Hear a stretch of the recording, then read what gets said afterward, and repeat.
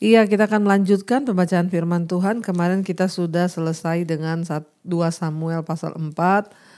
Dikisahkan tentang bagaimana ya Isi-Boset, raja Israel yang dilantik oleh Panglima Saul, akhirnya dibunuh oleh Abner sendiri. Isi-Boset adalah anak Saul, ya. Abner kemarin sudah dibunuh dan Isi-Boset ya dikatakan dia kehilangan kekuatan karena Abner sudah mati, dan Isi-Boset akhirnya dibunuh oleh kepala pasukannya sendiri. Ya, kepala pasukannya sendiri yang membunuh dia, yang bernama Baana ya, dan yang bernama Rekab. Mereka masuk ke dalam kamar tidurnya, dan ketika Isi-Boset sedang tertidur, mereka membunuh dia. Dan mereka membawa kepalanya kepada Daud, dan mereka berkata, kami sudah membalaskan dendam ya atas kejahatan Saul kepada tuanku raja. Mereka berpikir Daud akan memberikan mereka penghargaan, sebaliknya Daud menjadi marah dan berkata, mengapa engkau membunuh orang benar di tempat tidurnya? Dan akhirnya Daud menyuruh ya anak buahnya untuk membunuh kedua orang yang sudah membunuh anak Saul itu. Dan akhirnya mereka juga mati. Ya, dan kita akan lanjutkan sekarang 2 Samuel pasal yang ke-5, judul perikopnya di sana, Daud menjadi raja atas seluruh Israel. Kalau tadinya Daud hanya diangkat di Hebron di Yehuda, tapi sekarang dia diangkat menjadi raja di Israel. Ayat yang pertama, lalu datanglah segala suku Israel kepada Daud di Hebron dan berkata, ketahuilah kami ini darah dagingmu. Telah lama ketika Saul memerintah atas kami, engkaulah yang memimpin segala gerakan orang Israel. Dan Tuhan telah berfirman kepadamu, engkaulah yang harus menggembalakan umatku Israel. Dan engkaulah yang harus menjadi raja atas Israel. Ayat 3, maka datanglah semua tua-tua Israel menghadap raja di Hebron. Lalu Raja Daud mengadakan perjanjian dengan mereka di Hebron di hadapan Tuhan. Kemudian mereka mengurapi Daud menjadi raja atas Israel. Bapak Ibu yang terkasih, ya kita melihat janji Tuhan itu digenapi, tidak cepat. Lama ya Daud itu harus mengalami dulu banyak hal, tekanan, mau dibunuh, dia lari dan lain sebagainya, sampai akhirnya barulah dia ya diakui dan diangkat menjadi raja di Israel. Ayat 4 berkata di sana, Daud berumur 30 tahun pada waktu ia menjadi raja. 40 tahun lamanya ia memerintah. Ya, di Hebron ia memerintah atas Yehuda 7 tahun 6 bulan. Dan di Yerusalem ia memerintah 33 tahun atas seluruh Israel dan Yehuda. Jadi ketika Daud diurapi menjadi raja, itu dia berusia 30 tahun. Ya, dan kita tahu sebenarnya dari umur belasan urapan Tuhan itu ada di atas kepala Daud. Ketika itu Alkitab berkata Daud masih ya kemerah-merahan, elok parasnya, dan dia diurapi oleh Samuel. Tetapi dia baru dilantik, ya baru diangkat oleh Tuhan setelah ya dia berumur 30 tahun. Bapak Ibu, dari sini kita melihat bahwa seringkali rencana Tuhan itu kita dijanjikan dulu akan sesuatu dan itu baru digenapi setelah berapa tahun kemudian. Dan kenapa Tuhan mengizinkan ya Daud dikejar-kejar oleh Saul, dia mau dibunuh. Ada begitu banyak kesedihan di dalam hidup Daud ketika dia sudah menerima pengurapan raja itu. Ya tidak lain jawabannya adalah karena Tuhan ingin membentuk Daud. Sebelum dia menjadi raja atas Israel, Tuhan mau Daud sungguh-sungguh memiliki karakter yang kuat. Daud sungguh-sungguh memiliki iman yang kuat karena melalui tempaan, ujian dan proses dalam hidupnya. Tuhan juga mau kita ini seringkali diizinkan melewati banyak masalah, tantangan untuk satu hal, yaitu apa? Tuhan mau kita ini juga memiliki karakter yang kuat. Kita keluar sebagai pemenang-pemenang dalam hidup kita. Tuhan tidak mau melihat anak-anaknya itu menjadi anak-anak gampang. Lama Bapak Ibu, Daud Diurapi belasan tahun, dia menjadi raja 30 tahun kemudian. Jangan pernah engkau berkata, duh lama sekali doa saya kok gak dijawab-jawab ya. Saya sudah berdoa 1 tahun, 2 tahun, 3 tahun. Ya itu belum ada apa-apanya. Teruslah berdoa sebab waktu Tuhan itu pasti yang terbaik. Di usia 30 tahun Daud diangkat menjadi raja dan pertama dia secara pribadi diurapi oleh Samuel ketika dulu Tuhan mengangkat dia. Sekarang dia kemudian dijadikan raja atas suku Yehuda dan akhirnya ia dinobatkan menjadi raja atas seluruh Israel. Kehidupan Daud sebagai seorang pelarian ya tampaknya suram. Semua ya peristiwa-peristiwa kelam yang dia alami pelariannya. Tetapi janji Allah ya untuk menjadikan dia raja atas seluruh Israel tetap berlangsung dan tetap akan digenapi dan sekarang digenapi. Walaupun kerajaan itu akan terpecah lagi dalam waktu kurang lebih 75 tahun ke depan, namun ya dinasti Daud terus memerintah di Yehuda, kerajaan selatan, bahkan selama lebih dari 400 tahun. Ya, dan kita melihat di sana ya Daud dikatakan ayat 4 berumur 30 tahun ya waktu ia menjadi raja, 40 tahun lamanya ia memerintah. Di Hebron ia memerintah atas Yehuda 7 tahun 6 bulan dan di Yerusalem ia memerintah 33 tahun atas seluruh Israel dan Yehuda. Ya kita lanjut ayat yang ke-6, Daud merebut Yerusalem dan menetap di sana. Lalu raja dengan orang-orangnya pergi ke Yerusalem menyerang kota orang Yebus penduduk negeri itu. Mereka itu berkata kepada Daud, engkau tidak sanggup masuk kemari. Orang-orang buta dan orang-orang timpang akan mengenyahkan engkau. Maksud mereka Daud tidak sanggup masuk kemari, tetapi Daud merebut kubu pertahanan Sion, yaitu kota Daud. Ya, dikatakan di sana mereka ya menganggap remeh Daud dan mereka berkata dia pasti tidak bisa masuk ke sini. Ya, namun kita lihat benteng Sion yang menjadi kota Yerusalem itu berada di satu pegunungan bukit yang tinggi di dekat pusat kerajaan Israel bersatu. Daerah ini dianggap wilayah netral karena berada di perbatasan wilayah suku Benyamin dan juga Yehuda. Dan wilayah itu masih dihuni oleh orang-orang Yebus, suku Kanaan yang tidak pernah dihalau dari tanah itu. Karena keuntungan-keuntungan strategis dari tempat tersebut, maka Daud menjadikan Yerusalem sebagai ibu kotanya. Ya, jadi kita lihat di sana ya Daud telah berkata pada waktu itu siapa yang hendak memukul kepala orang Yebus haruslah ia masuk melalui saluran air itu. Hati Daud benci kepada orang-orang timpang dan orang-orang buta. Sebab itu orang berkata orang-orang buta dan orang-orang timpang tidak boleh masuk ke dalam bait. Dan Daud menetap di kubu pertahanan itu dan menamainya kota Daud. Ia memperkuat sekelilingnya memulai dari Milo ke bagian dalam. Lalu makin lama makin besarlah kuasa Daud sebab Tuhan Allah semesta alam menyertainya. Ya, orang-orang Yebus itu memiliki keuntungan militer yang jelas, saudara. Dan mereka menyombongkan keamanan mereka di balik tembok Sion yang tidak bisa ditembusi itu. Namun mereka segera mendapati bahwa tembok-tembok mereka tidak bisa melindungi mereka. Daud menyerang mereka secara tiba-tiba dengan memasuki kota melalui saluran air. Ya, dan hanya di dalam Tuhan lah ya Daud benar-benar ya melihat bahwa ya tidak ada perkara yang mustahil.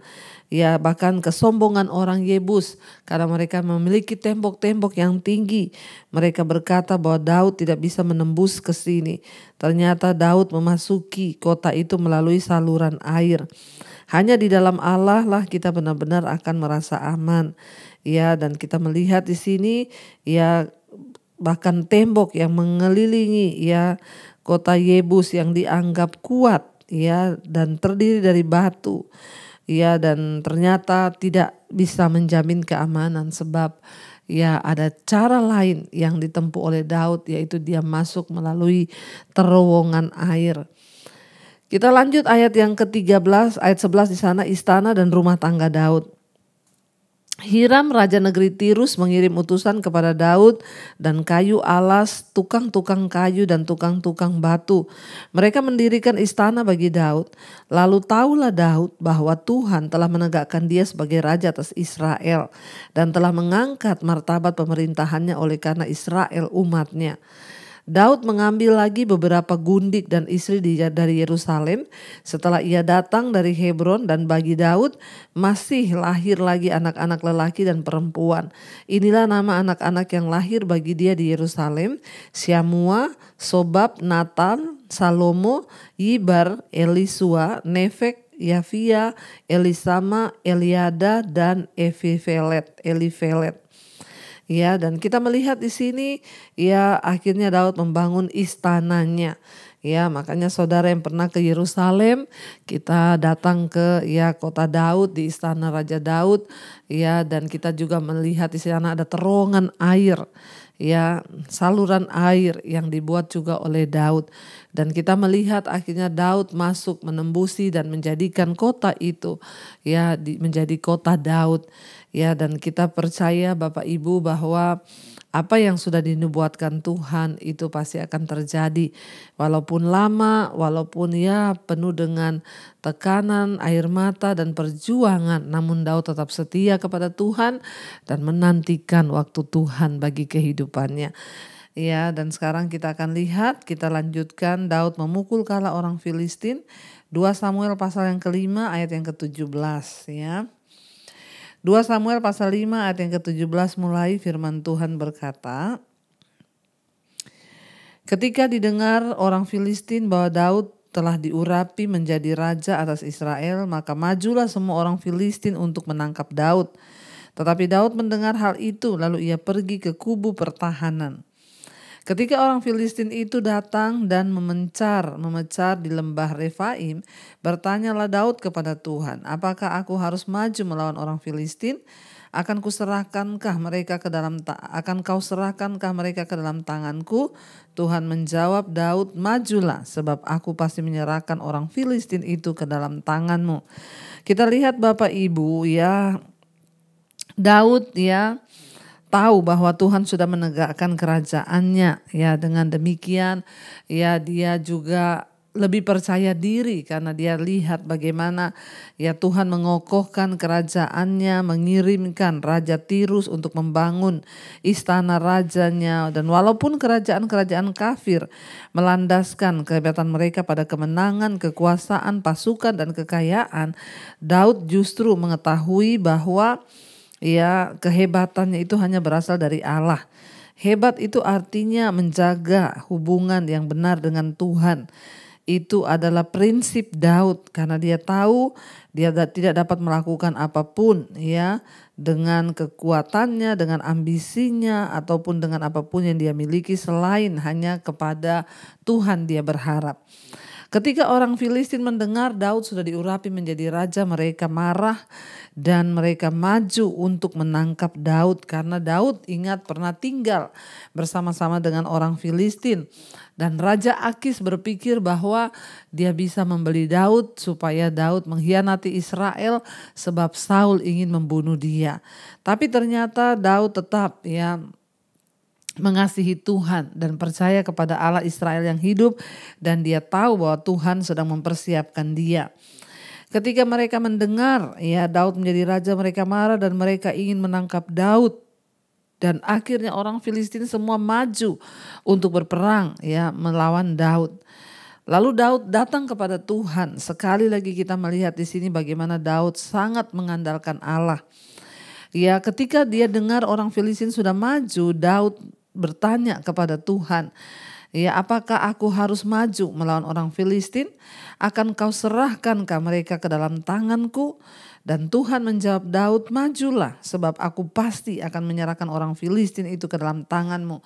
Daud tidak pernah mengandalkan kekuatannya. Daud tidak pernah mengandalkan perhitungannya. Semua dilandasi dengan bertanya kepada Tuhan. Apakah boleh aku maju? Tuhan, aku mau begini. Tuhan, aku mau begitu.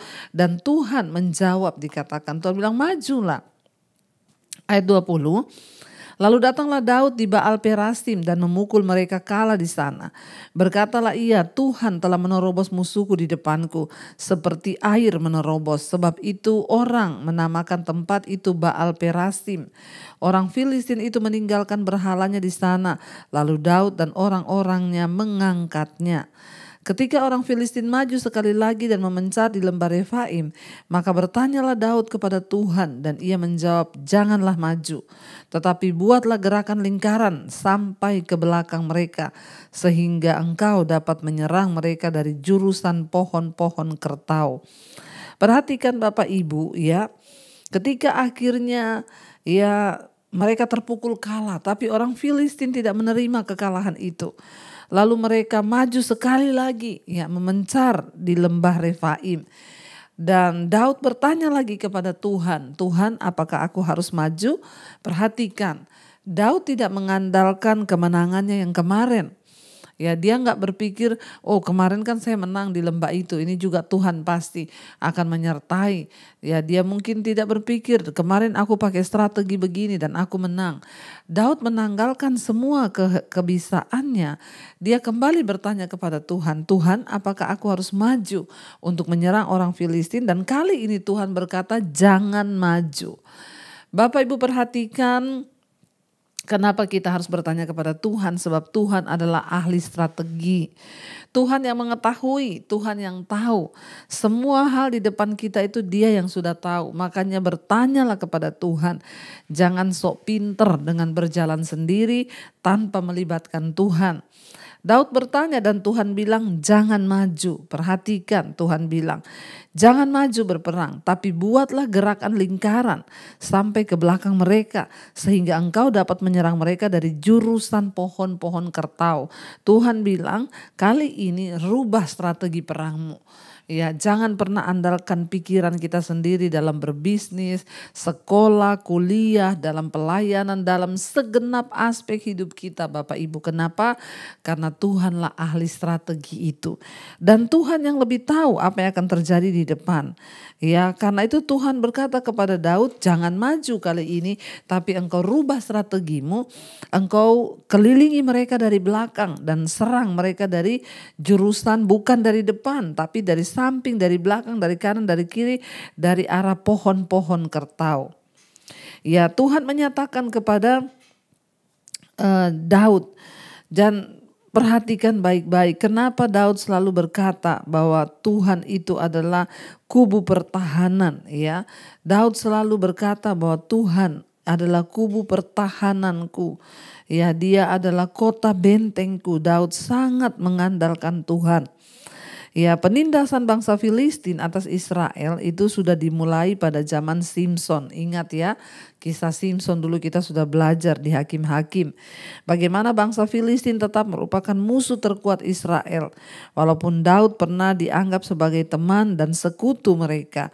Karena mereka menduduki banyak wilayah utara di Israel. Mereka jelas tidak mengganggu Daud ketika ia menjadi Raja Yehuda yang letaknya di wilayah selatan karena itu jauh. Tapi ketika mereka mengetahui bahwa Daud sudah menjadi raja atas seluruh Israel, maka mereka berusaha untuk menyerang Daud.